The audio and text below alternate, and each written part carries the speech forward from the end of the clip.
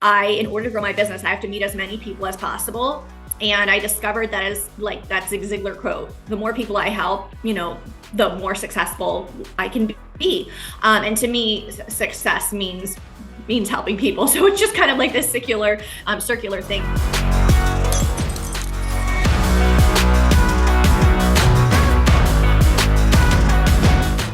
Hello, everybody. David Donaldson here with my associate Joe Martin for another episode of Entrepreneurial Impact. And we are very excited for our next best guest. In from New York, she's a little bit nervous to join us today, right? She was at Inman and she's not sure to expect to have to come and deal with our audience, but we're going to kind of relax and get started and put her at ease. But today we actually have the wonderful Sheena Saydam. Sheena, welcome to the show. Thanks so much for having me. I am always a little bit nervous, but it's good. It gets me going. Why? You're at the mercy of the people in control of the throttle, and you never know how they're going to drive, right? True. So why don't we just kind of jump right in and just tell everybody a little bit about you, where you're from, how you got your start, right?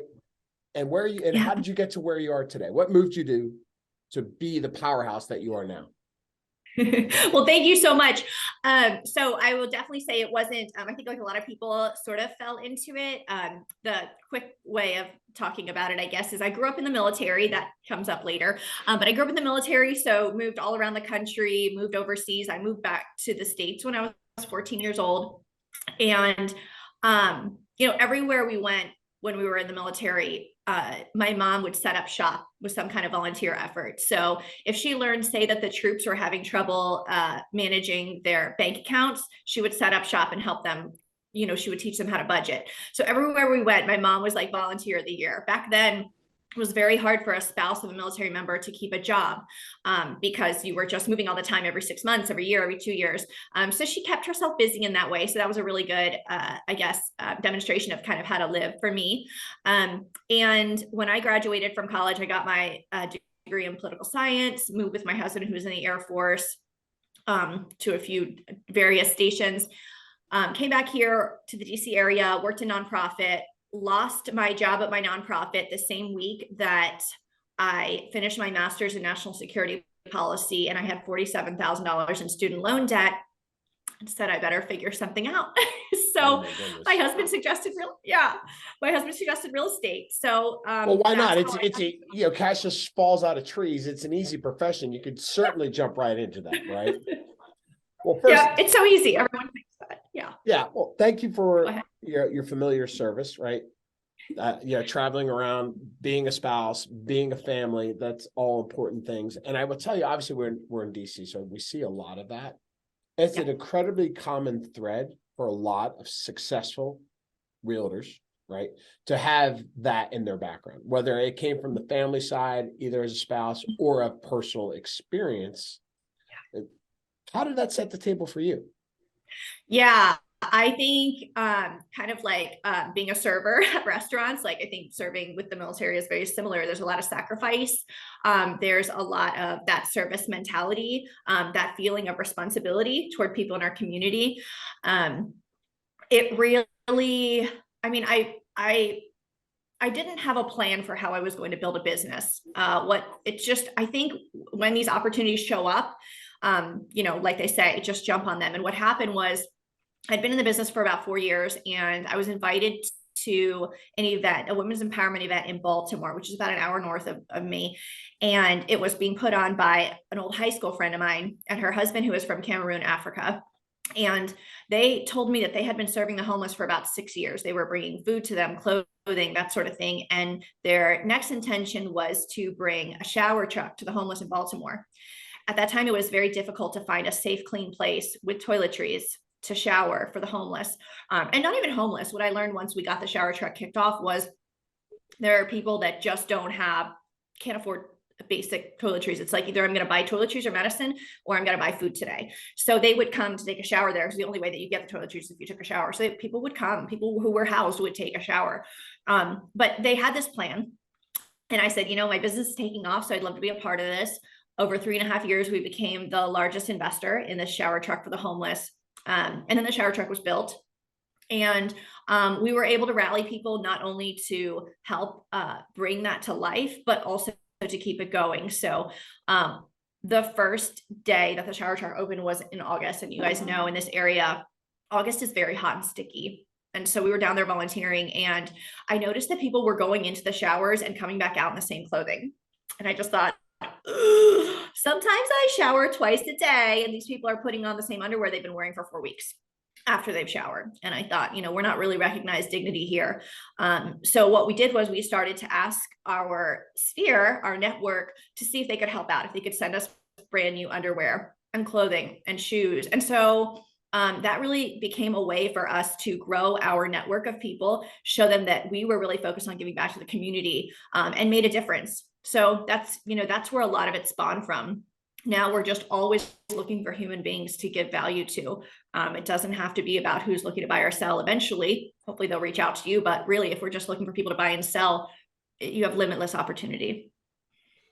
So how do you look at the double bottom line on that? Because a lot of people have tried to go into like these strategic giving. I think the buzzwords around this is really strategic giving, double bottom line. I think some people don't understand what is strategic giving, what is double bottom line. And I honestly, personally I love your business and how it's grown, as far as like your team, your husband, and how like you've just grown that thing through systems and models, and the ability to basically give first before you grow your business. Mm-hmm. And I always had this struggle when people talked about strategic giving, was that, well, give where you can give a ton of money, but also make sure that your business grows from where you're giving. And I struggled with that. And then I finally got to the point of like, well, if I give $1 million, I can only give $1 million if my business stays at this level. But if my business got to 10 million, I could give 2 million, right? So like, how did you and Han go through that process of being, okay, we love giving back, we love taking care of people, but we have to be intentional about how we give, and then also realize we got to grow the business so we can give more? Yeah. Those are really big questions. I feel like we could spend a few hours talking about them, but I think they're great questions and things to think about. And again, hopefully that people heard from that story. I didn't intend to come into this with a strategic giving plan. It was just like, okay, well, in order to grow my business, I have to meet as many people as possible. And I discovered that is like that Zig Ziglar quote: the more people I help, the more successful I can be. And to me, success means helping people. So it's just kind of like this circular thing. But I think when we're thinking about it, we are careful about the partnerships that we create. And we really do think about these things as partnerships, especially at the higher dollar amounts. If we're going to give $10,000, what is it that we need from that nonprofit? And I think people shouldn't be afraid to ask, right? So like one thing that we've been really kind of reworking is there will be like when a nonprofit is like, okay, will you sponsor our event? And then here are the things that you're going to get for that. A lot of times we'll say, look, these things are not of value to us. They're not going to help us to build our business. We want to invest in this, but this is what we're going to need. So I think that people shouldn't be afraid to ask for the things that they need. So I think that's really key. That's one of the things that I've learned. There is, of course, giving to places where maybe our heart isn't in it, but our clients have been good to us, and they make the ask. So I think just putting ourselves out there, like you said, giving before asking for something. So if we're giving to those organizations, hopefully they'll support our business so that we can continue to grow and give more. One of the things we've been doing quite a bit recently is we tell folks who come to us and they say, hey, this is a nonprofit that's really important to me. Then we'll say, hey, like if we want to support what you want to support, and we need to grow our business at the same time so we can give more. So to amplify that, we say, if someone comes to us and they say, hey, I heard about you from this foundation or this organization that my friend is tied to, we'd love to work with you because we know that you give back, then we'll donate a certain amount of money to that charity. Sort of like a closing thing. And that goes well with RESPA because we're not paying that person directly. We're not paying, but we're supporting this third party. So we're not giving them a gift, but it's like indirectly, we're doing good out there, which is making them feel good. And we're not violating any RESPA rules either. I think it's pretty awesome to see how you stepped up just from one experience and immediately opened your eyes to other opportunities right? And things can kind of steamroll very, very quickly. And I think it's really important for others, like the terminology is important, right? You talk about strategic giving, but you have to start with where your heart is. Yeah. Right? And you never know where it's going to grow from there, right? And it is okay to have a business plan because that truly is the win-win, right? So I think some people struggle with, well, I'm building up a business and I'm leveraging, but you're not leveraging that organization. You're leveraging your business, and that is going back and forth. That's something that people just have to kind of come to grips with, and like, this can be real powerful togetherness when done correctly. Oh yeah, we get real direct with those nonprofits because most of the time nonprofits are run by bleeding hearts like me, who don't have that business background, and they don't understand that there is so much more. There's exponential impact that can happen. There's so much more that can come to them if they build their strategy in a way that supports businesses. And that's why I say, like, go back to them and say, this is what's going to work for my business. And, you know, reaching out cold, like, what should that look like? So we do spend a lot of time consulting with nonprofits to say, hey, if you really want to get businesses to support you, this is how you should operate. And so, you know, I think that they are open to that. And I think it's our duty to kind of do that. And so people shouldn't feel badly, although I do see that that's one of the biggest things people fear. They say, like, I don't want to give, let me tell you, from working in many nonprofits, you going out there, like a real estate team that's doing well, going out there and saying, hey, I support this nonprofit, that is amazing for that nonprofit. Like, that is what they want. They want you to tell everybody because it legitimizes them. Especially especially if you see any small nonprofits in your area who could use that, you know, you have a platform, use it to help them. Don't live in that fear or have that drunk monkey that tells you, you know, you shouldn't be bragging. Like, they want you to do that. You're going to be able to do much more good by telling people about the work that you're doing and bringing people in and creating that awareness. I think that's a great point. It's just the brand awareness of a charitable organization, and understanding that even as a newer associate, a new business owner, you may not think yourself worthy to be able to make donations, but just starting small and recognize if that is your passion and you want to grow, that can grow with you, right? Absolutely. You don't have to be writing a $10,000 check. Start. You can say, this is my vision for this. Reach out to them now and start having that conversations about how you can support them. That's right. How can I support you? Can I gather in-kind donations? We do a bake sale every year. That bake sale started at, I think we raised $600 the first year. The second year, $1,200. The biggest one, I think we raised $4,000 at the bake sale because people are like, oh, I'm gluten-free, but here's $100 because I want to support the organization. So, you know, it takes a while to build these things out, but just start. So Sheena, how do you deal with I got two questions and I don't know which one you want to answer, but I think it helps people listening. They're like, well, I've got a good business, you know, say I'm doing, I don't know, 50, 100 homes, and I've never really done like giving back to the community. How do I start? I think the two questions I'd have would be like, one, what's the ground level baby steps? What would be your game plan of like, here's the three things you could do right now to start giving back to help grow your business, but also give back to your donations. And I think the second one is that you deal with the objections up with for partnership to get them to understand the value of giving back. So I guess first one is, how do you start? And then two, how do you objection handle and build those partnerships so you can actually scale the donations even higher? Yeah, great question. So I think where I see a lot of people kind of getting a little paralyzed is they don't know where to start because, number one, there's so many different causes. There's so many different opportunities, right? So just choose one. And what I say is, like, just think about like what's often on your mind. If you're looking at Facebook, things that outrage you, things that, you know, be the difference. So if you're like, gosh, you know, or you go out into the community and you're like, I'm always stepping over all these homeless people. It makes me so mad. Okay, well, what can you do to change that? Right. Or, you know, it really, when I see news stories about women who are in abusive relationships or men in depression, like, you know, military mental health, like, something that you keep coming back to, let's start there. Start with the heartstrings of where you feel like you can make a difference, and then go out there and find the charities who are doing those things, and then meet with those charities. maybe meet with one or two. It's usually called an executive director who you need to meet with and say, hey, my company is looking to get involved and be supportive. I have a network. I have a database of blah, blah, blah people who I, believe that I can rally to do things. I can't promise anything yet, but as a starting out, maybe I want to donate $25 per transaction. So make a little commitment to the organization and ask them, what is it that, first of all, how can we support you and what impact is that going to make? I always like to know, okay, is it possible to, and if you're hearing this, in-kind donations are basically things that you donate versus like, money or something like that. Are there volunteer opportunities? And guess what? Think out of the box. If there are no volunteer opportunities, like the Treehouse in Montgomery County, that's one that we support. They provide mental health services to children who have been sexually abused. Can you go in there and volunteer? Absolutely not. You cannot. It's like huge confidentiality issues, right? But twice a year, they do a major giving campaign and they have all these letters that they have to mail out. Somebody needs to do that.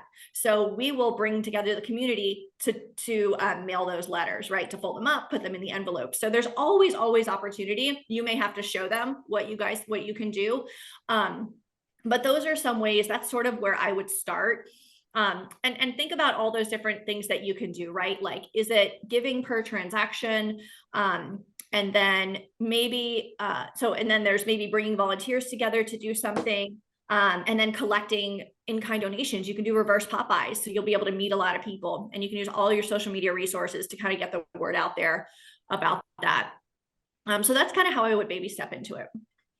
I think you really drive home some great points there, because I think people always default to the financial contribution portion of that, right? And not realizing that certainly that is a driving factor, but there is so much more that has to happen on the back end, and just getting involved to any degree is the best place to start, by asking questions. Yeah, that's right. And one of the things I like to think about with these organizations is, what does their social media look like? Because stories really do sell, right? So if I want to tell their story, I'm hoping they're going to make it a little easy for me, because that's the easiest way to raise money and to raise anything, is to be able to take the stories from Instagram or Facebook and say, hey, little Johnny, his life changed because of XYZ. So you always want to show people that. I also like a lot of nonprofits nights. This is the whole going back to the business thing, right? I need to know exactly the value proposition. I need to know what $25 gets me. What does $50 get me? What does $100 get me? So I can put together the menu and tell people this is exactly the impact, right? Because we think about this as investors. What is the ROI? So when you can do that, you really have a powerful ask there of your network. Joe, yeah, sorry, you had another. What I mean, no. I love where you're going with this, Sheena, with your passion, because like I'm more the nuts and bolts of like telling people like, hey, if you're tuning to this podcast, like there's a ton of impact that you can do, especially if you're selling homes. Because one, it's providing shelter to people. It's also saying, hey, if you're buying a home, you're probably in a different financial tier. So how do you also like be intentional about your business? Like, yeah, you're in business to facilitate home ownership that has, the direct correlation of saying, hey, you've got a great business is how great your profit margin is. But that also means the more that you give, the more impact you have within people. And then the ability that people want to be in business with people they like, know, and trust. So if you're giving back to things, the one thing I keep bringing back to this podcast for anybody listening is that, look, there's actually a process that you and your husband have built that says, hey, look, when we go to, we raise money, we tell why we're doing it. We're saying, who is that local person? And then once we get that off the ground, we're then for it to go viral. I'm saying, hey, find an individual story that has a lot of emotional impact, right? Yeah. Figure out how you can share that, and then make sure that like once you share that story, when you solicit money from somebody, to say this is what your money is going towards. And I think that's the key point for everybody listening is, what's the story that's going to hit on people's like emotional chords, and then tell people that by you donating to help Johnny or Susie, like this is how much your money is going to go, and this is what's actually impacting inside the organization for transparency. So I think it's great. I just want to double click on that. So people say this is the play to be really successful in running your business, growing it, and also increasing your philanthropic initiatives.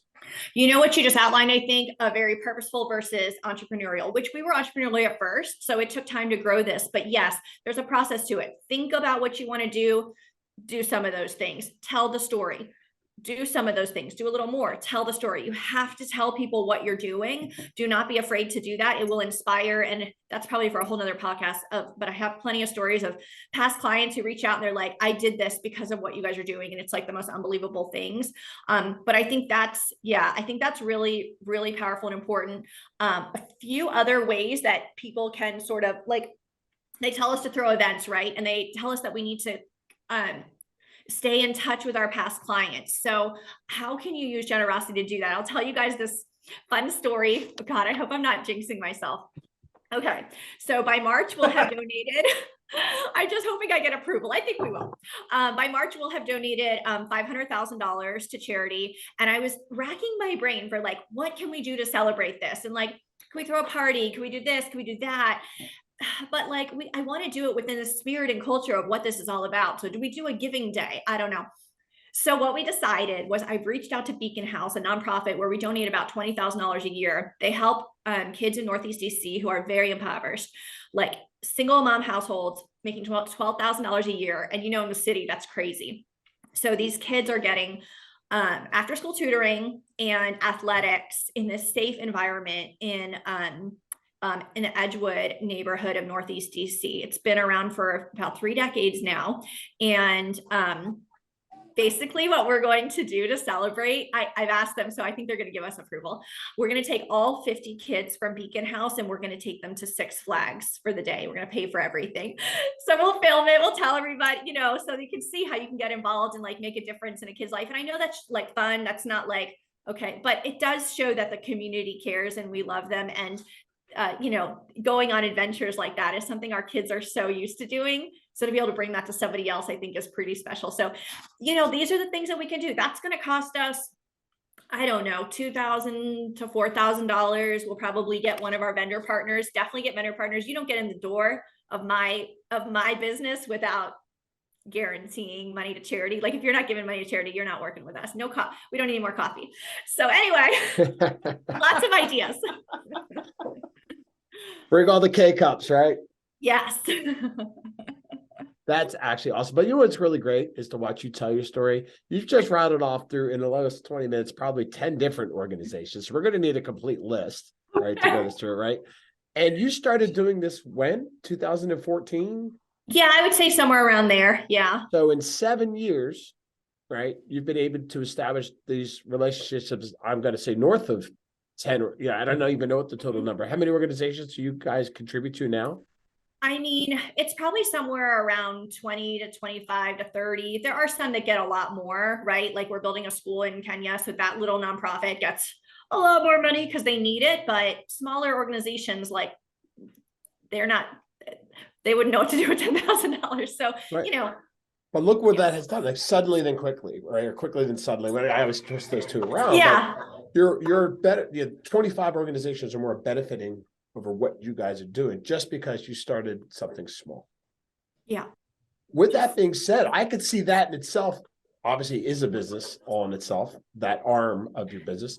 What have been some of the challenges in scaling something like that, and how do you keep feeding that from your business side and separating the charitable arm? It's actually awesome, right? Because I think the more good you put out there, the more good comes back to you. And I don't have a perfect ROI on that, but I do know that every Friday I get a report from our amazing director of operations, Joe knows Callie. And I'm like, oh my God, we're selling a lot of homes. I must write a check now.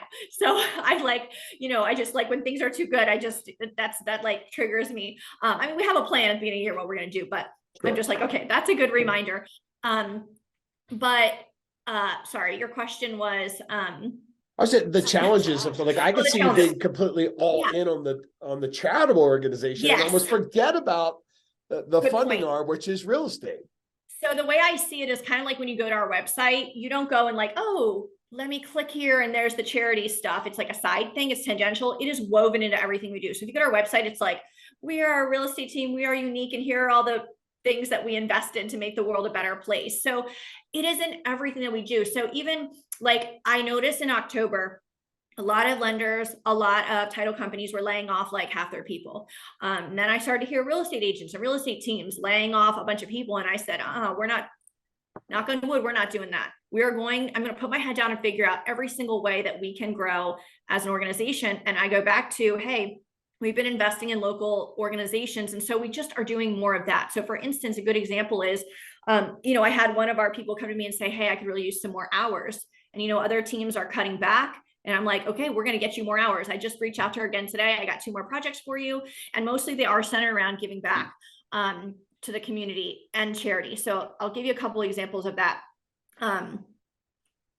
So one of them is we are doing an investor class. So any agent on here could teach that class, right? Like how to buy investment properties. My husband's going to teach that class. Okay, what do we do next? We're looking for exponential impact. We are giving that to our community for free.